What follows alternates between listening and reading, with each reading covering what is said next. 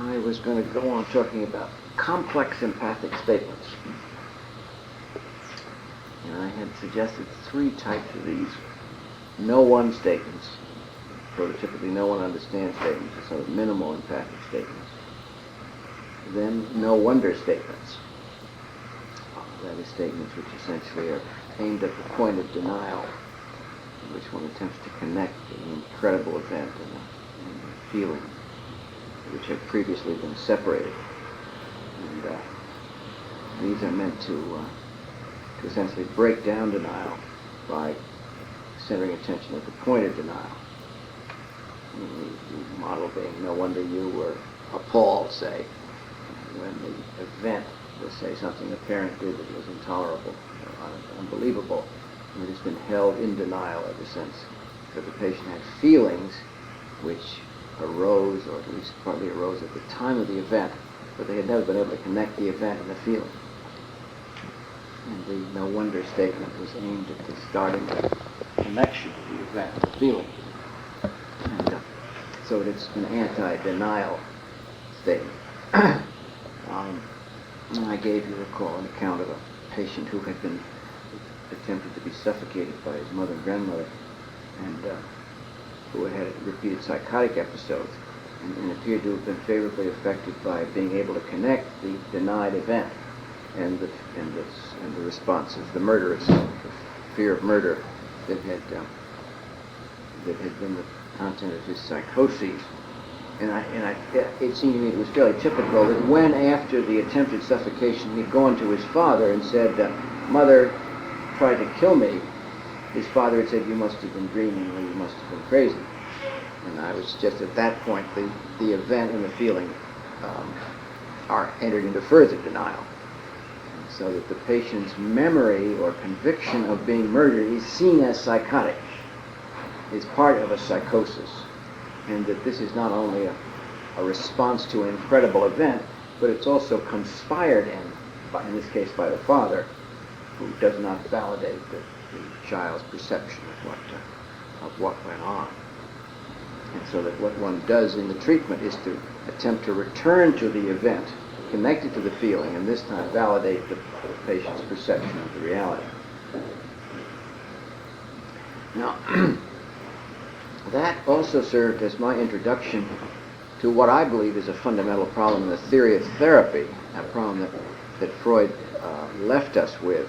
That is what I call the problem of conflict resolution. Let me again go over some ground that I touched on earlier. That is, you recall in the studies on hysteria, that is Freud's first extensive clinical work, the hypothesis was put forward that trauma was not simply to be defined in terms of a reality event, as something that was troublesome to the person, but that what was traumatic, in Freud's formulation of those years, was whatever precipitated a conflict. And you remember his examples were, to take one of them, his example was of a young girl who saw her father making love to someone and connected that to efforts that father had made to make love to her. And that what then happened, Freud suggested, was, and that was when the patient's symptoms began when she observed her father making love to her cousin. And that Freud suggested that the reason that the symptoms began at that point was that at that point the patient had a brief realization of what the father was in fact trying to do to her previously. And that observation elevated these events to the status of a conflict. That is, she had once saw what the father wanted and what she experienced, and those were two things that couldn't be kept apart. Couldn't be kept together. And so they disappeared into unconsciousness. That was his formula. That before the symptoms, he changed this a little bit subsequently, his basic formula was that before the symptoms began, there is, for a moment, an awareness of, on the one hand, the patient's wish. In his formulation, of course, it was the patient's wish for the father that was conflictual. There was the wish for the father on the one hand, and then there was the prohibition against incest. and that the conjunction of the prohibiting force and the wish came to consciousness and was so painful in that awareness that it then had to be put down into unconsciousness. And that the symptoms were then the result of these two forces struggling with each other in the unconscious and producing the compromised formations, so-called the symptoms. Now, that's more or less, with some corrections, the formula for the conflict producing conflict producing function. I'm sorry, how should I say it? The conflictual meaning of symptoms. Now, the treatment in turn, in Freud's formula, was that where the id was, there shall the ego be. That is, the patient should be brought into consciousness, that these conflicting trends should be brought into consciousness, and that by becoming aware of the conflict, it should then become possible to affect and end its symptoms. Now, the trouble with this theory is that he never explained to us how it was that the patient's conflicts could be held in consciousness. And we know that they were prohibited from remaining unconscious because they were unacceptable, right? That is, that the wish and the prohibiting agent were in conflict. Now, his answer to this was twofold. He said, and I don't think he said it this way, but this is the implications of his writings, was that the reason that the treatment works is that you have an adult ego which is able to realize the childhood conflict, and because of the ego's maturity, it's able to hold the conflict in awareness. So that all along, the psychoanalytic treatment system depended upon an adult ego. And this is one of the reasons for the restriction of analyzability to relatively intact people. Furthermore, he also made a somewhat lamer argument that if you could sort of repeatedly bring the conflicting elements into consciousness, maybe you would somehow wear away their opposition to one another, and somehow the thing could be integrated. You with me? But in fact, the problem remained is how could these conflictual elements be resolved when, by definition, they were such as to not be able to stand each other, you might say.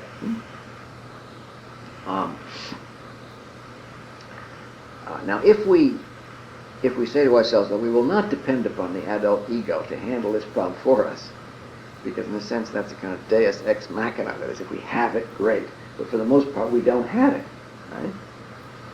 So maybe we would advance our work if we could find some other way by which the pain of the conflict could be somehow ameliorated enough to allow the discordant elements to coexist.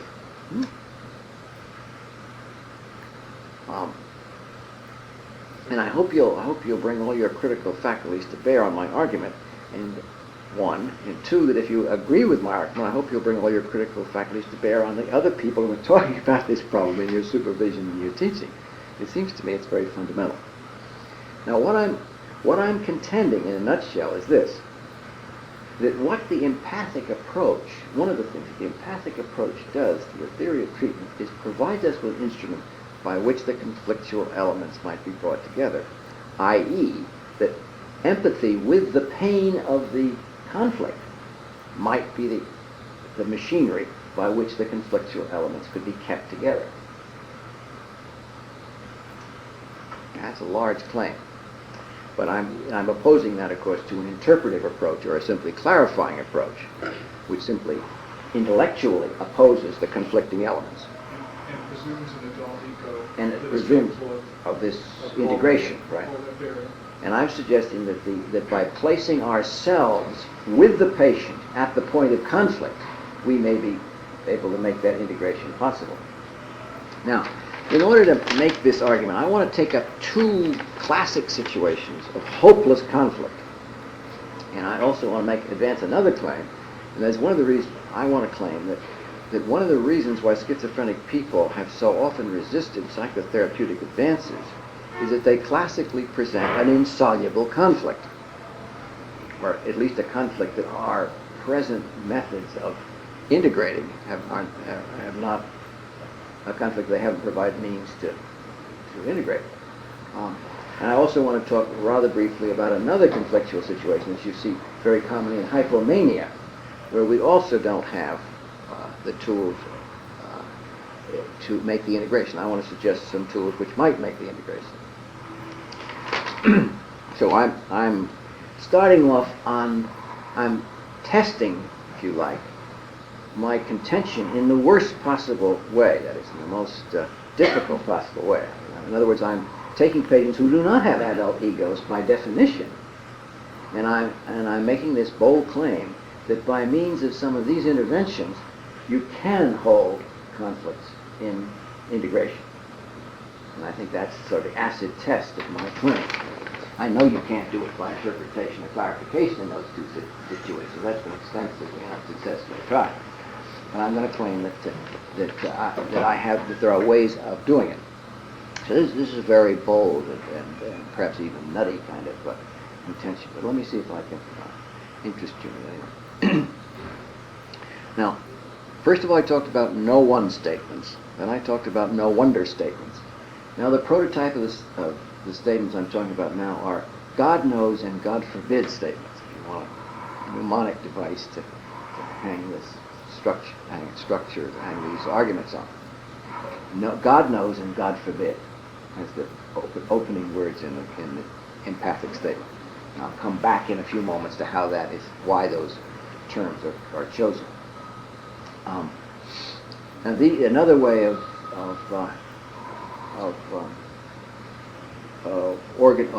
classifying the remarks I'm making is to say that no one statements are minimal empathic statements. That is, they sort of reconnoiter the patient to be found. It's difficult to empathize with the patient. It's sort of reconnoitered by no one understands. No wonder statements, on the other hand, are statements which essentially attempt to validate or celebrate the naturalness of the patient's feeling. They're sort of celebratory statements, if you like. They celebrate the right to have the feeling. No wonder you felt so awful, right? And the third statements of these complex empathic statements, the third of these I would call bridging statements. That is, they attempt to bridge the conflict. And they're going to consist of a number of elements. They're going to consist of the conflictual elements, and they're also, very importantly, going to have to consist of some kind of empathy with the pain of the conflict. That's going to be my glue for holding this, the unintegratable together, the conflictual together. There's if you wanted to look at that in terms of no one statement, in terms of locating the other person, where they're at, is kind of like acknowledgement of where you both are at once you're found. The no wonder is celebrating the naturalness of their feeling, you're bearing it with them, and what's the last statement? Bridging, God forbid and God knows. God forbid, the bridging statement sort of, when you bridge, I'm trying to make an analogy from the perspective. Maybe it's not there, but maybe it is. I didn't hear you. Leston. The last one being the acknowledging the there and the put in perspective kinds of statements. That the bridging statements are really helping put in perspective. Well, I think they're still mostly acknowledging. I think we're. How do they put into perspective? But hold on to that, David. Let's come back to it. That may be the case. I don't see it quite that way. Let me try to illustrate it and see how you feel from this illustration. Now, I want to just present very briefly a vignette of a patient I had who was remarkably like a patient that Harry Stack Sullivan had. And those of you who know the psychiatric interview on page 27 as an account of a young man who came to Sullivan's attention because he was saying fuck or shit or something like that in the kitchen, and the mother became concerned about this and brought him to see Sullivan, and Sullivan did a certain trip on the thing that really helped a lot. Well, I had a case I didn't treat them myself, but I was supervisor of a young man who also said, in this case, shit, over and over again in the kitchen while his mother was cooking. And furthermore, he would take a knife and he would keep plunging it into the breadboard. And that had been going on for a long time, apparently. I don't know quite how long, but it's probably a matter of years. And one day she got fed up with it, and she put her hand on the breadboard. And he went like this, and just narrowly missed cutting her thumb off. And so at that point, they decided they ought to do something. And the kid was put on a pink paper and sent in here. Now, the remarkable thing about this, and it's very characteristic of a schizophrenic person, is that the boy was just as puzzled as the parents were. That is, he thought he was nutty. He didn't know why he would do this. And he gave no clarification of it whatsoever. And seemed very confused and out to lunch about the whole matter. And he also was very ashamed of what he was doing. And the behavior was presented as sort of automatic behavior. Now, I thought, and I was here following Sullivan's analysis of this, that the boy was in a transparent conflict. That is, on the one hand, between his obedience, his goodness toward the family, which he voiced very openly, his kindness and appreciation of his wonderful parents, although rather unenthusiastically, on the one hand, and the fact that he was doing something which sounded obviously rebellious, obviously hateful. But he utterly disowned possession of the second half. So that I thought you had here a perfectly beautiful example of conflict. But on the one hand, he appreciated his very concerned and thoughtful and intensely devoted parents. On the other hand, he was doing something that was manifestly rebellious. Now, what Sullivan had discovered with his case was that when his patient had been sent to college, the kid had freaked out and had to come home because when he saw the people playing cards and going dating and swearing and all that sort of thing, he became very frightened and felt very alienated from his group. Apparently was somewhat tempted to do those things himself, but found himself hopelessly confused and had to come home. And Sullivan found out that this young man, it's true, some of these schizophrenic youngsters, had been what Sullivan called sort of carried around on a pillow. That is, his parents had never thought he should drive a car because people have automobile accidents. He should not take up athletics because he might break his bones. If he learned to dance, he might fall into the hands of dangerous women. If he went out in the evening, he might become an alcoholic. And it was a very frightening situation. The only safe place was to be at home. And everybody else out there was up to no good whatsoever. And so that he was totally unequipped socially when he went out into this Sodom and Gomorrah that his parents had described for him. And so that the conflict was between his interests and his this massive superego formation that told him that he mustn't have any of those kinds of interests. So that was the conflict. Now the difficulty was, however, that he was identified with the parents. It wasn't as if he came in and said, "Those people are restricting me." He came in and said, "Those people are wonderful. I don't know why I do such a crazy thing." He didn't say that clearly, but he would have subscribed to that. And I'm contending to say that the reason that cases like that aren't easier to deal with is we don't know how to enter the conflict. If we do the obvious thing and say, "Well, your parents seem awfully restrictive," he's terribly threatened by that because he's identified with those restrictions. On the other hand, if we say to him, you shouldn't do something like that, then we're simply reinforcing his parents' hold on him, and the other side of him is left out to lunch. If we say to him, "Well, of course you want to learn to dance and sing and things of that kind," then he finds himself in frightful retributory conflict from his parental, his superego. So it doesn't look like there's any way into that conflict. And those of you who have treated people like that know how extraordinarily difficult it is to talk to the patient. And I think the reason it's extraordinarily difficult is that you can't say anything that doesn't get shot right down. And now, to repeat my contention, and that is that we have to find a way to enter that conflict without exacerbating it. And I found a way to say this morning that I like. By the way, it should be linked up with another formulation of schizophrenia that I think is equally valuable, and that is that, and perhaps it's really the same thing, and it's the one that comes to some extent from the Kleinians. That is the idea that one branch of the Kleinians. That is the idea that the most disorganized people are suffering from severe splitting. Now, you know, in the Kleinian system, there's splitting and the splitting. Everybody has splitting, but then there are people who are worse split than others. And I'm talking about those that are worse split than others. And that the split in the environmentalist school of Klein. Remember, there's an instinct and there's an environmental school in Klein. Klein herself was an instinctualist. She believed there was a death instinct and there was a life instinct, and that was the problem. That we were split to begin with.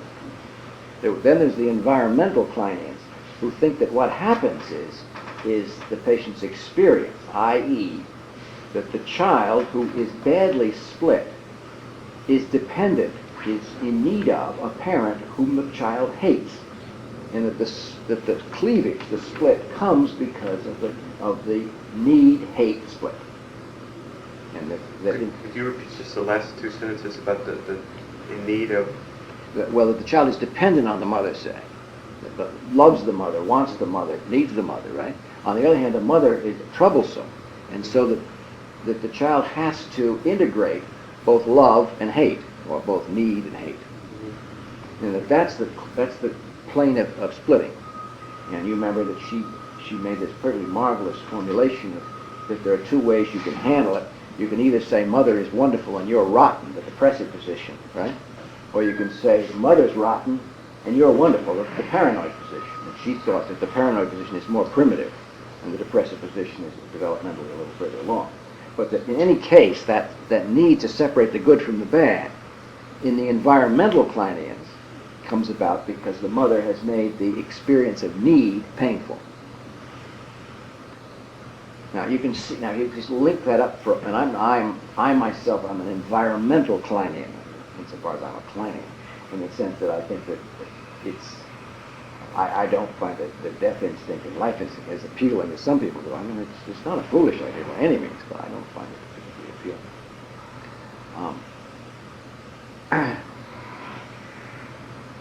You see how the instinct thing might work to make the splitting. There's an instinctive hatred of the mother as well as an instinctive need of the mother. So the proclivity for splitting is there from the beginning.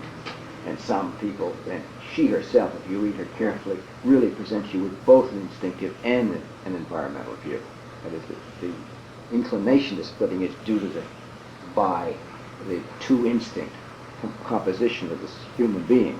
And then if the experience is bad, then that splitting enlarges. That's sort of her way of combining the instinct and environmental. A notion not so different from a lot of things Freud said when he sort of talked off the top of his head. So, but you can see how that can become a kind of prototype for what I'm talking about, because this kid needs these parents. He's dependent on them. He loves them. They're useful to him. They really are. We're very nice to him. Too nice to him, we would say. Right? On the other hand, he finds them terribly restrictive and therefore, to some extent, hateful. So this may be really only an extension of that kind of basic account of the situation. Well, you want to, Mom, anyways, talk about that before we go on?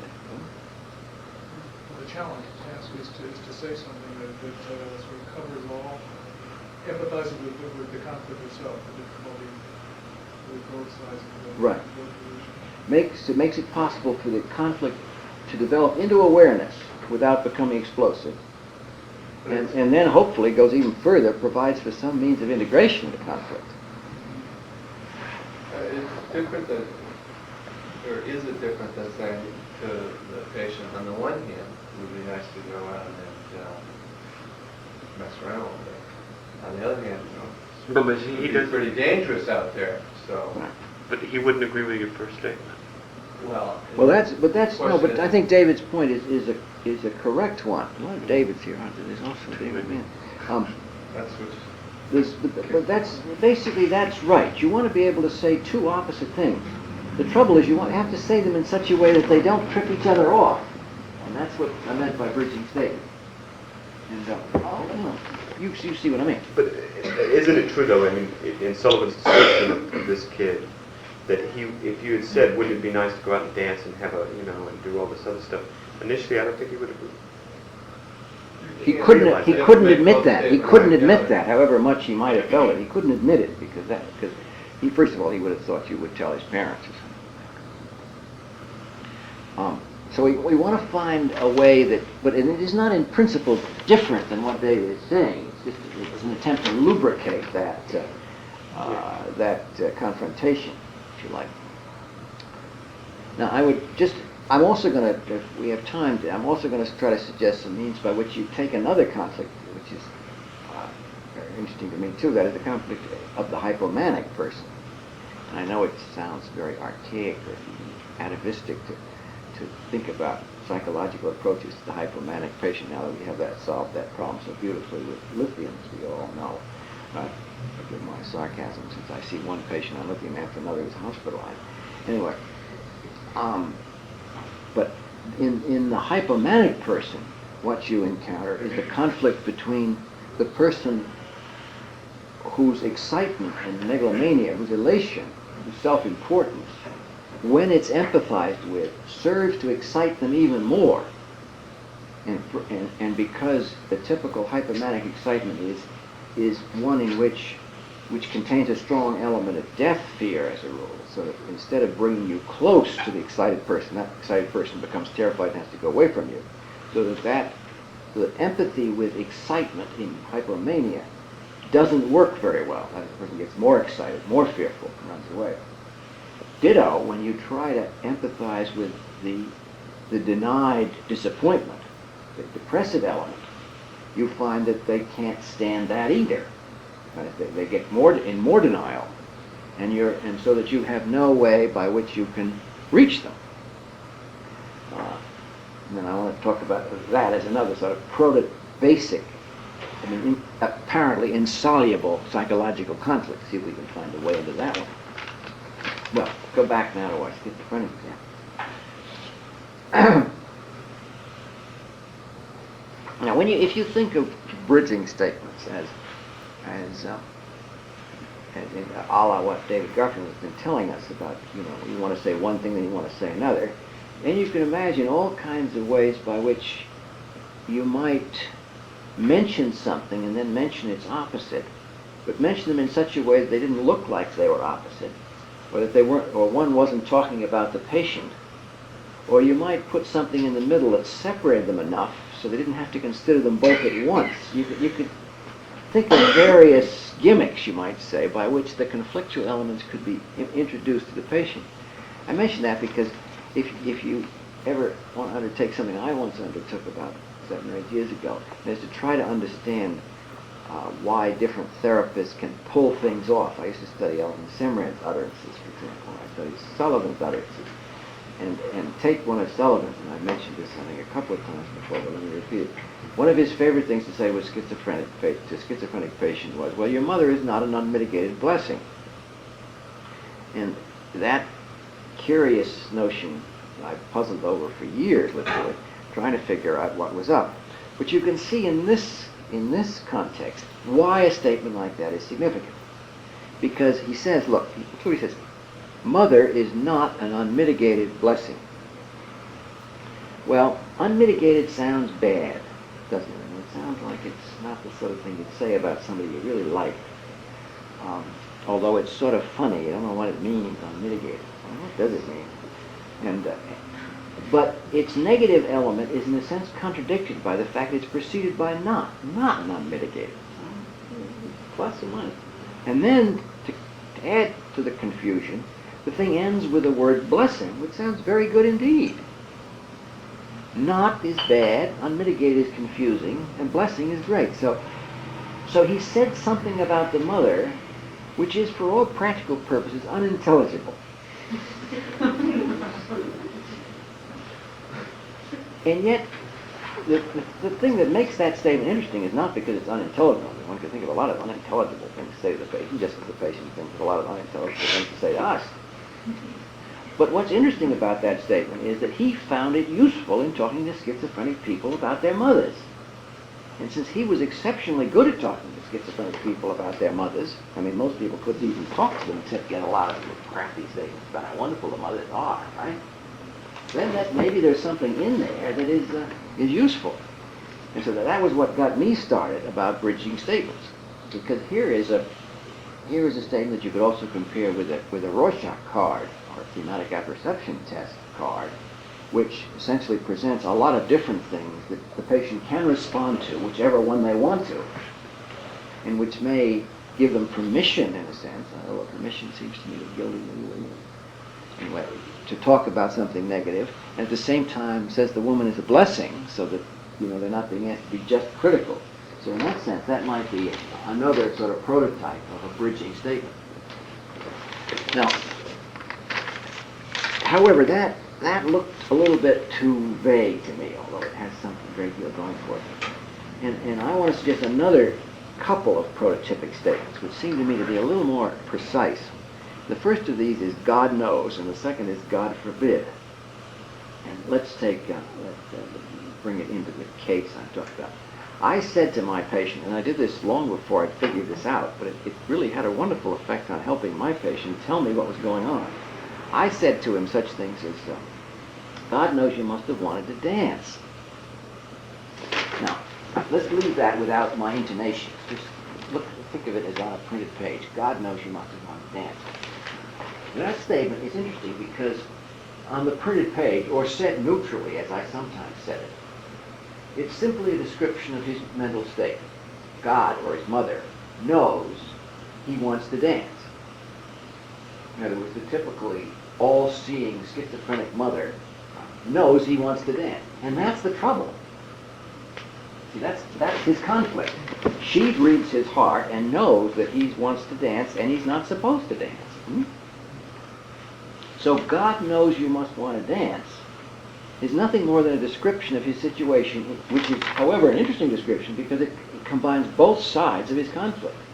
God knows, mother knows, and he must want to dance. Now, the statement, however, is ambiguous in another way, which I think gives it the title to a certain profundity. It also suggests, it might suggest him, and again, all we want to do is to open up some possibilities. It might suggest to him that God knows anyone would want to dance, meaning there is another God which would sort of hope people could dance. So it suggests that maybe the therapist has a God which looks somewhat differently on dancing. But at the same time, I haven't pushed that down his throat because I've said what he already knows, that God knows he might want to dance. His mother knows he might want to dance and doesn't approve. So I haven't put myself apart from mother, except insofar as he might want to imagine a different God who might allow him to dance. Now you can see, the thing I like about this is, I love, I'm always telling you my Wittgenstein quote ad nauseum that, a note is, what is the hell is it? Every word should be like a note struck on the keyboard of the imagination, so that words become like music. Now this is nice because God knows anyone will want to dance. It can be said in any number of ways to suggest mother or my God. My God. I might say it in such a way as to indicate that I thought his mother was crazy, because anybody, God knows anyone would really want to dance. It's quite different than God knows that you might want to dance. There's all kinds of modulations between mother representation statements and liberation statements, if you like. Now take my second prototype. God forbid that you should want to dance. Now that is also a literal description of his state. God forbids that he should dance, i.e. his mother doesn't want him ever to dance. Right? So if I were to say very neutrally, God forbid that you should dance, I might be nothing more than being his mother over again, right? Who indeed did invoke God against his carnal impulses. Right? So when I say, God forbid you should ever dance, without sarcasm, it's hard for me to say it without sarcasm, but you can say it without sarcasm, I would be doing nothing more than sort of entering in, again, to the conflictual elements, not taking sides against mother or anything else. It does, however, acknowledge his wish, right? I'll come back to that in a minute. Now it's easier with God forbid statements than God knows statements to sort of calibrate the sarcasm. And you could see how, if you were trying to lead someone into some questioning of their superego, their God forbid function, right? How easily you could increase or decrease the amount of sarcasm with which that statement was made. You know, it's easy to be very sarcastic. God forbid that you should ever dance, meaning, why not dance, Or how awful that someone should think that you shouldn't want to dance, right? But that because of the ways in which that could be said, you are given a very convenient way of either approximating the mother's position or increasing your distance from it, depending upon how far the patient has gotten in facing their conflict. Now, so that, to recapitulate, so God forbid and God knows statements have the value of simultaneously representing the superego and the impulse. Second of all, bridging them in the sense of not throwing them into conflict, but apparently doing little more than reiterating what's already been the family experience. But point number 3, having the flexibility to steadily increase your distance from that particular superego, even to derive that superego if you've gotten quite a long distance with the patient.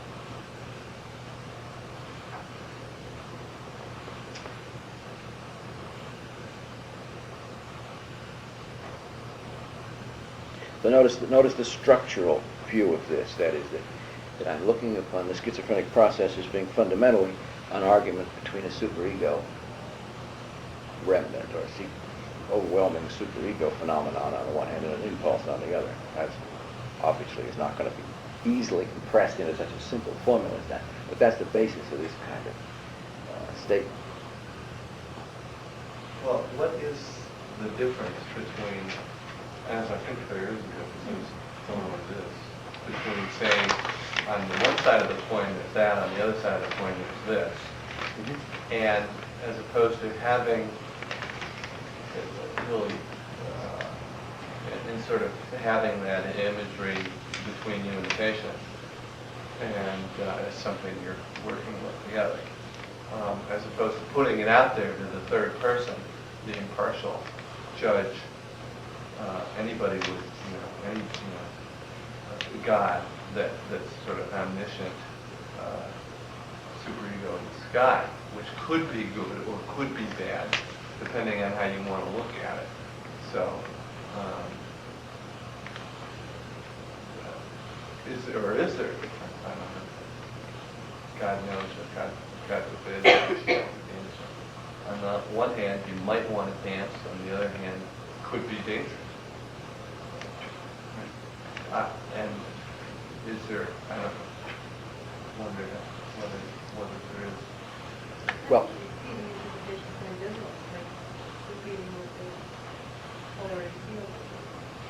doesn't it also sort of imply that there's an alliance there already, that the patient has enough ego to do that, so they're working simultaneously, which often is the kind of patient who has an shot. It's easier, and as far as establishing one's justification, one person to the third person. David, I think that's true. I think David will reply to you, though, that you've got to demonstrate that these God forbid and God statements do more in the way of providing alliance than his. And it's possible that you could say what he said in such a way that it did seem alliance supportive. And I don't. And again, I want to repeat. I don't think that's a bad way to go about it. I'm just, in a sense, I'm trying to compress it a little bit. But you see, there are three advantages to this. And I don't mean that it's so different than what you're saying, David, at all. But one is to be able to mention them almost simultaneously, so that you don't seem to be taking sides. And when you talk to schizophrenic people about their parents, you really are you really are in hot water. And it's very hard to make a statement that doesn't get turned down on either side. If you're going to do anything, you're wise to come in a very effusively positive way about the parents, particularly if you're going to say something negative. You can sometimes get away with it that way. But that too can be awkward. So that what I would argue from my prototype, David, is that it introduces the elements simultaneously. And just as yours does, it identifies the two sides of the conflict. And I think it's of particular importance that it contains a statement, God knows you should want to dance, because it's not only empathic with God and their prohibitions, but it's also empathic with the patient's wishes. So that and many of the patients haven't found many people who did seem to be empathic with their wishes, who at the same time were enough like God and their parents to make that support for their wishes acceptable to them. I don't know whether that makes any headway. Now, how does, and I'm not satisfied with this is the best way to do this, although I am very struck by how helpful it works out, well it works out in practice. How does it bridge the pain of the conflict? God knows you must want to dance. Well, for one thing, it makes a strong statement about God. And in that sense, it's empathic with the patient's superego, if you like. And it's also empathic with their wish. Now, why wouldn't it be better to say, how awful to want both God and dancing? And I've said that, and that seems to me sometimes helpful too. How awful to want both God and dancing. But I find that at least at the beginning of the work, they don't know what the hell I'm talking about when I say that. That is they don't see themselves as having a superego and a wish in conflict. They haven't gotten that Freudian message, for whoever's fault that is, right? So I have to educate them, so to speak, first. Then I can say how awful to want both God and mammon, if you like. But I think that to some extent, one says, well, God forbid you should want to dance. That does bridge the conflict for them. It sort of says, oh, I know how awful it is to want something that's forbidden. That does seem to me to say more than God knows you want to dance. That, because God knows you want to dance is really too, when it comes out in the open, is too much a substitution of my God for the parents. Well, God forbid you should want to dance, is sort of leaves the parents in there a little bit derided, but still their superego. And it seems to mean to the patient sometimes anyway, it seems to mean, I wish my mother felt better about my dancing. I don't want to present these things as if they solve the problem. I feel content if the problem is clear and they constitute at least a little approach to it. Did you say, or did I imagine you saying that because it was more condensed, it's easier to modulate the empathic inflection or lack thereof? That because it's such a little condensed little musical, the analogy with music, a little phrase, somehow or another it's easier you have more control over the modulation. Right. There isn't too much going on at once. Well, I should say it that way. It isn't too strung out. I think there's an advantage. Is that because the mind, I always come back to, what does that mean about the mind? Does that mean that this sort of conflict is organized in the schizophrenic mind in a particular way that means that if you enter it slowly, you sort of each one gets knocked off in time? Well, if you can slip them both in at once, they cancel each other out. Is that the way the conflict is organized mentally in the schizophrenic mind? I wonder. And and when you say mother is not an unmitigated blessing, that comes in sort of smoothly. You let it in not knowing what it is, and yet when it's inside, it has it's like those Chinese flowers that open in water. As you think about it, it becomes an awful lot about what is said about the family. But now you've heard it. And one advantage of it, of Sullivan's point, is, And you are forced, unless you choose not to address the ambiguity. well, you're not forced to answer questions. No more than, thank God, the patients are forced to answer our questions. And well, I can think of several instances in which I have responded like that. And the patient says, what did you mean that my mother is not in a mitigated blessing? I mean, one thing I might say, well, I don't know. I might share the puzzlement. It occurred to me, you don't have to, one doesn't have to submit a 7-page report, the way you do in the bureaucracy. And I don't know. Why did I say that? There's lots of things you can say. And then you might say to him, it did seem to me like not an unmitigated. You might just repeat it, and let him puzzle about it some more. Or if you felt that if the patient came in with a very negative take, like you'd criticized her, I would then tend to go over to the other side and say, well, she's a wonderful lady. I might emphasize the blessing now if I felt I'd gotten in too hard with the negative interjects. Or if I felt he came on very strong about what a bitch she was, and I knew he was going to catch it when his interjected, he did that too much. I might say, well, she really had your interest at heart, even if it was a little bit cloying.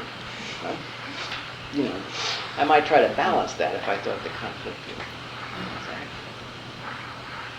But I think the very fact that a person would retain it and puzzle it is a good sign, and that it's sort of stuck in there. It means something, even if it isn't clear what the hell it is. Would you then, if it developed, if the patient did take a point of view and kind of shoot it over the region and say, well, she was a bitch, then you would just automatically jump onto the other side of the conundrum? I might. Is that kind of like a general principle? Well, I would, until I was on pretty strong ground. You don't go with it? No, I wouldn't go along with it. If I knew the patient very well and we were beginning to investigate exactly what the old lady had done, I would still be very careful. And I wasn't lined up too clearly on one side or the other. Yeah, and that's a very major principle. Yeah. Now, if the person turned paranoid on me and said, you're trying to kill me or something, and I thought that then I had been seen as someone who was a dangerous attacker, I might then go actively to work on one side or the other. That's a little different situation. These schizophrenic confusions are indicative of conflicts relatively evenly balanced.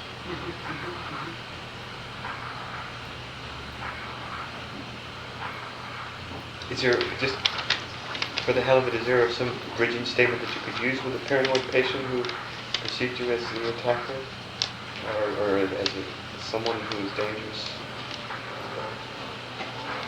Well, I'm going to talk more about that under a different heading of counterprojective statements, and I don't see those as bridging them. They may be bridging. I hadn't thought about those things in the same breath.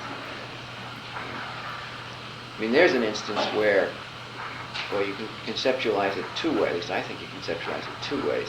If you're in with a paranoid patient and they're beginning to bring their negative projections to bear on you, and you want to clear that away, my prototypic statement is that goddamn chair. The model of you stub your toe, you project hostility onto the chair, and if you want to make the friend, what you do is kick the chair for the patient, right? And that's helpful because it empathizes with their rage, shares their rage toward shares and expresses their rage toward the chair. So that goddamn chair is a prototype of a counterprojective statement, just as that must hurt is a prototype of an empathic statement where you share their pain. So in the acute paranoid state, there's pain and there's rage, and you have to decide how much empathy is possible. Too much of it may bring you too close to the patient and frighten the patient. But you're usually very safe in empathizing with their rage. And you empathize with rage, not by saying you're angry, which is pinning a rage on someone. It isn't empathy, it's describing it, right? But the way you empathize with rage is by getting mad yourself. It's a very hard thing to convince clinical people of. But if you want to share, we all think we know how to share sadness, anxiety. But when it comes to sharing rage, the way you got to do it, you got to get mad. And, so that as I say, the prototype is more that damn chair, or that damn policeman, or that damn person, whoever is being projected on you. And that's bridging. Think of that as bridging. There is a conflict between the projected object and the patient. Well, we will come along to that later on. That's a possibility. Well, the other thing I wanted to mention briefly was the hypomanic example. Well, you've got somebody who, on the one hand, can tolerate neither elation nor depression, is overwhelmed by either one of them, both of them. So that you can't empathize with excitement without exciting them further, and you can't empathize with the depression without having them deny it or retreat into more excitement. Now, that's not always the case, but that seems to be often the case. So how would you be able to mention them both at once? Now, say you tried a no wonder statement. And I like this because it shows that you can't use a no wonder statement in a situation like this. Because if you say, no wonder you're sad, your life is such a... No wonder you're happy, because you can't stand how bad your life is, which is what we often say, that is the elation is a defense against the depression. I have found that saying that to people is no good at all. Maybe it's too complicated. But they somehow don't get that in any sense, in my experience. Even though it corresponds very nicely to one of our formulations about elation. Right? In other words, if I say, no wonder you feel elated, you can't stand to be depressed, I haven't gotten anywhere with that one. Now, it struck me that in fact one of the reasons that doesn't work is that it's a lie. In the sense it is a wonder. It's not no wonder. It's a wonder that they are elated in the face of what they're doing. That is a real wonder. So to say no wonder is really to squash them in a sense. And so then I thought to myself, well, then the right thing to say might be, it is a wonder that you can look so good in the face of your catastrophe. And then I recommend to you. Now you could say it a dozen different ways. My favorite is to say, boy, you must have a lot of courage to maintain your spirits in the face of your adversity. Now, I am a wasp. And one of the features of waspdom, as you may know, is that the virtue of courage in the face of adversity is highly cultivated. And it's called having a stiff upper lip, or the power of positive thinking. I mean, from my earliest days, I remember behavior model form of that kind being good, as opposed to people who think you should face your problems, weep over your tears, and get rid of your sadness. That is anti-wasp. So maybe for that reason, it occurred to me that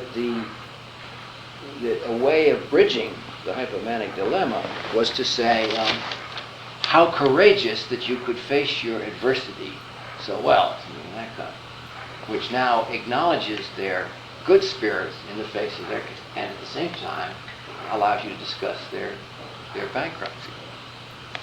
And insofar as one can, provide any competition for lithium at all, I would propose that this was as effective. I have sometimes been able to carry on much longer conversations with hypomanic people than I'd otherwise been able to by means of that kind of statement. And a curious thing will happen to you if your experience is like mine. You'll have, and most of the hypomanic people I've only seen once or twice, which may be the reason I have some faith in this method. I've had people come up to me who I've interviewed years later and said to me, I've always treasured the fact that you admired my courage. And I even have one of our folks, I don't know what his name is, who comes up to me regularly and says, whenever I've felt despair, when he falls into the depressive side of his cycle, I always remember that you said I had courage, and that helps me. Now, whether he's just kidding me and himself, I don't know, but I thought that was sort of a nice testimonial. I like to hear that. Whatever it meant. And even if it later proves, even if Joe Schildkraut demonstrates beyond a shadow of a doubt, I don't think he's going to, but even if he demonstrates beyond a shadow of a doubt that all my vaunted courage is simply a, red cell penetrability by norepinephrine, I will still regard it as a wonderful quality, even if it doesn't have quite the respectability anymore that it had when I was growing up.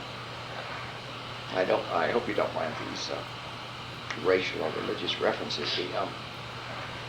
It really is true. If you look at the heroes of different groups, one of the features of WASP land is that the people that at least young children used to be told to emulate, the people that did the craziest things.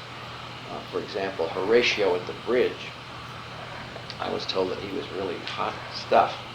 Well, you know what he did. He got himself slaughtered, but he saved a lot of other people. And then there was that character who held a vulture or some awful creature next to his liver because he didn't want to squeal on somebody, and this creature ate his liver. But he was a hero because he had such in this case, a stiff upper liver, you might say. And that and of course those are usually military. I mean, one of the things that distinguishes some of our groups is the extent to which military and athletic people are heroic in that group. And I think it is very characteristic of the sort of British ideal. You have to send out these kooky people out to the Sudan and the North Pole in order so that British merchants could monopolize the gold and silver of those countries. Those people were given those kind of virtues, perhaps because that was a way of making sure that the sun never set on the Union Jack, right? Well, whatever the historical roots of it, those are very definitely ideal.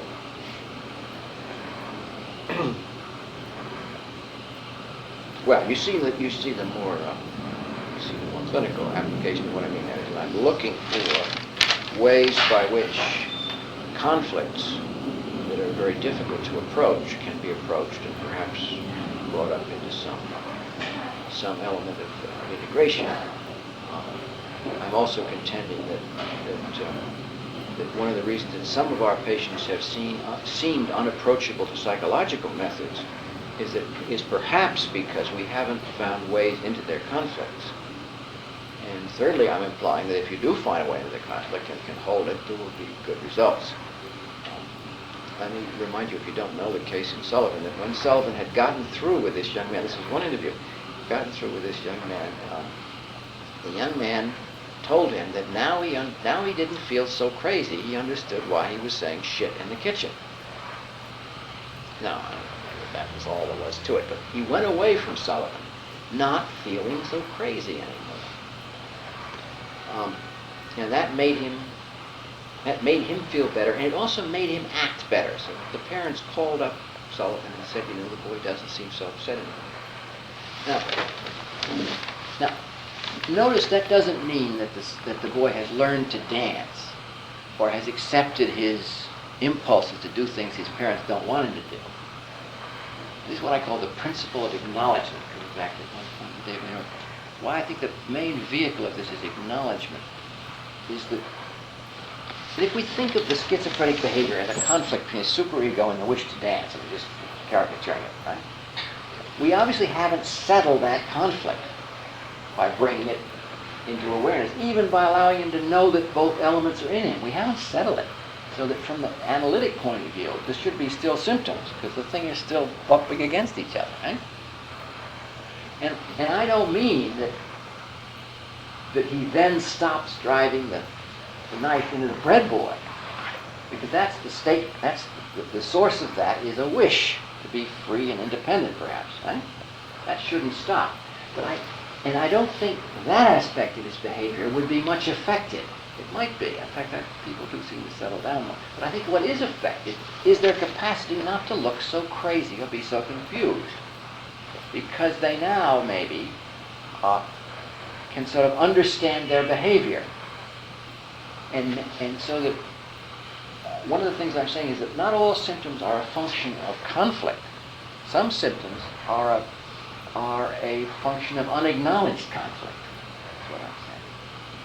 And that the process of acknowledgement has very large symptomatic results. I don't mean it wipes out the whole illness, but it has large symptomatic effects.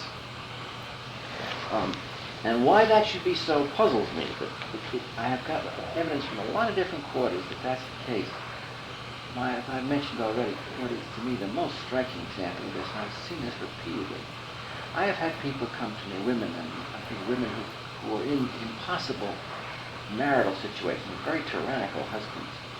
And they have had symptomatic responses to this of many different kinds. And I have found that when the conflict between their obedience to their husband and their agreement often with the husband's claiming they're crazy because they don't like this situation versus their own obvious dislike of the tyranny, when that conflict could be acknowledged, there was a considerable reduction of the symptomatic picture, particularly the confusion. The people felt a lot better. They didn't feel so kooky like Sullivan's patient. They didn't feel crazy anymore. Now the best results come when they can resolve the conflict, get rid of the husband, or best of all, change the husband's behavior.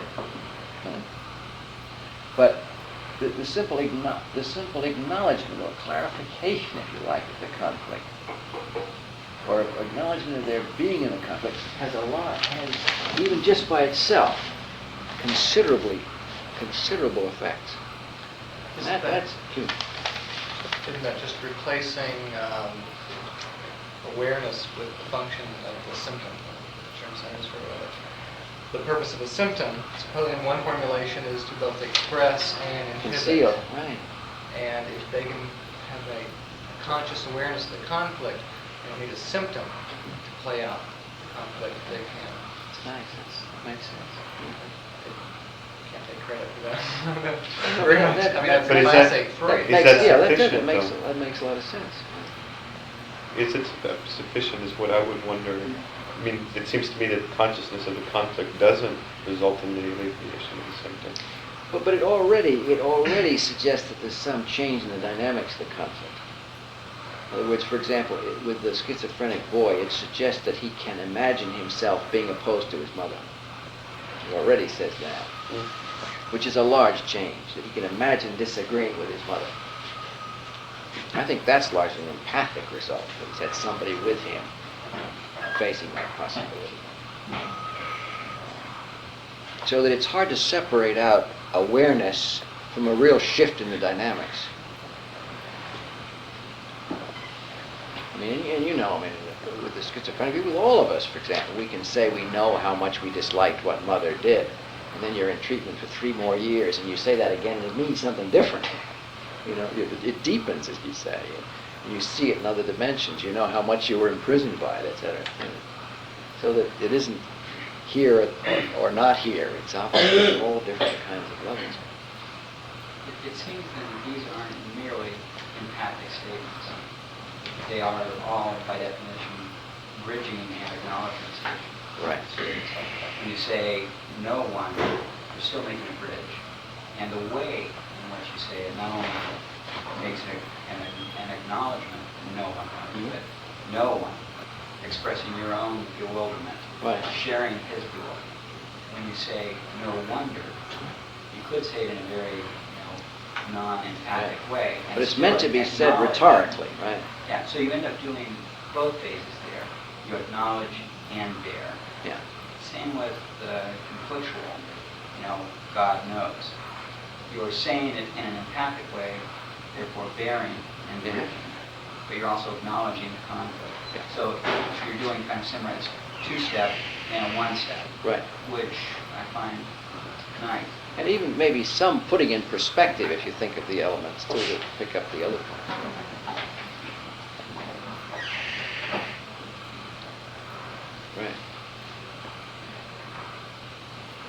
The problem is that it's so complex that, That's why they're called complex empathic statements. yeah, but in terms of, it somehow loses, one of the things that's wonderful about it is that it's all happening in a kind of a non-explicative fashion.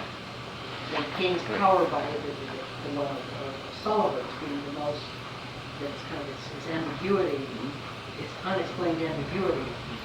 And my question before is what happens in pages of what the hell are you talking about? Well, I like He that. seems as desirable. Yeah, I That's know. so much It's- I really love that because that's, we're going to talk more about the place of stupidity, error, and confusion on a therapist's part. Yeah, you feel comfortable in saying, I don't know, I know what I mean.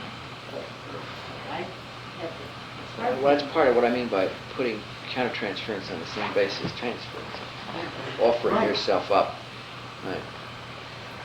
Yeah, well, that's right. I mean, you want to enjoy being nonsensical. The mystery of it. Right. And I'd like to refer that to what used to be called the Italian principle. The Italian? No, not the Italian, but you know very well what I mean. It's the Italian principle: an eye for an eye and a tooth for a tooth. Aha, Is that Hammurabi. Is it? Hammurabi? It's sometimes referred to as the Italian principle. And the word Italian does not exist in the English language. The word is talon. Yeah. But for some reason, it's Latinized when you speak of the principle. There is a Italian in Latin, maybe in Hammurabic. But anyway, it means an eye for an eye, for a tooth for a tooth. That's the talon. What's the point here? The point is that Freud said the unconscious operates on the Italian principle.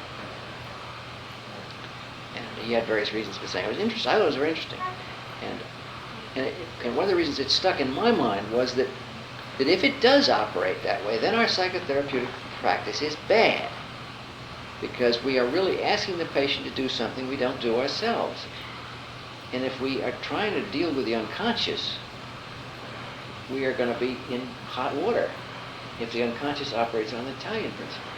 You know, so if the unconscious is an eye for an eye and a tooth for a tooth, maybe it says no eye for no eye or no tooth for no tooth if we don't give anything. And one of my actually was my second psychoanalyst once said to me that he didn't think that a patient would associate freely if he felt that the therapist was withholding.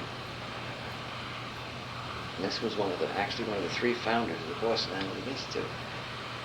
And he was a very outgoing man. I don't know if any of you know Jock Murray. And he never carried that principle up into the therapeutic principle, although he acted on himself, and then he never generalized it in terms of the field. But I was very impressed by that. That made a lot of sense. Yeah. Now, I don't mean we should be a lot of blabbermouths and turn into our treatment. I don't mean that. But I think there has to be some way by which the work can be, you might say, democratized or equalized, unless we're going to evoke Freud's Italian principle. Well, it's kind of like if you're dancing and your partner's not, you can't dance by yourself. So unless the therapist is fluid and is willing to get out there and do the two-step, then why don't you do them? Right. I think Freud knew this for all his gradual, suggestion of a very ascetic treatment. But if you've read any of the accounts of his treatment of people, there's several very good accounts of Freud's patients and what they experienced from him. My favorite, I've told you this before too, Helen Putnam, I think she's an American poetess, and the treatment was going nowhere, and Freud would sometimes walk up and down beside his couch, said to her, "It is no good," threw up his hand, the great Viennese, he said, "It is no good. I am too old, I am Jewish, and you cannot love me." At which point, of course, she just absolutely adored him. It was a brilliant sort of revelation, an openingness on his part, a spontaneity. And apparently, according to her, it was the turning point. It's paradoxical. Yeah, where? We just finished reading his process notes from the Ratman, they're the only extant notes which he published, which he apparently had practice of destroying his process notes as soon as he prepared a case for publication. For some reason, the Ratman couldn't. And it is absolutely remarkable what he says to the Ratman, especially when they're talking about women. I mean, he's like, He's a real blabbermouth. just unbelievable. I mean, not only like You- that, you- but women, do you but know Rosen's book on Freud's patients? Forgot the name of it. Don't if you're trying to get through the institute, don't read it down there. It's not regarded very favorably. Probably because he used Helena Deutsch to rat on some of the others. But it's an authentic account, I believe, of Freud's practice through the eyes of Freud's patients, and all of whom that he could find Rosen interviewed. That sounds interesting. Now, where do you find such a book? Look at Paul Rosen, R-O-A-Z-E-N. Look it up in the Countway and you'll find his books. His first book was on sociology of psychoanalysis, very interesting book. Then he wrote a book called Brother Rat. That's not right. It's the account of Victor Tausk. A very interesting book too. And then I think his last book is this one about Then there's the big Wolfman wrote a book about his treatment. I mean, there's Freud's account of the Wolfman. well, there's a whole book about the Wolfman And too, yeah, which has come out. Ruth Brunswick, didn't she write books? She write books. She write books. She write books.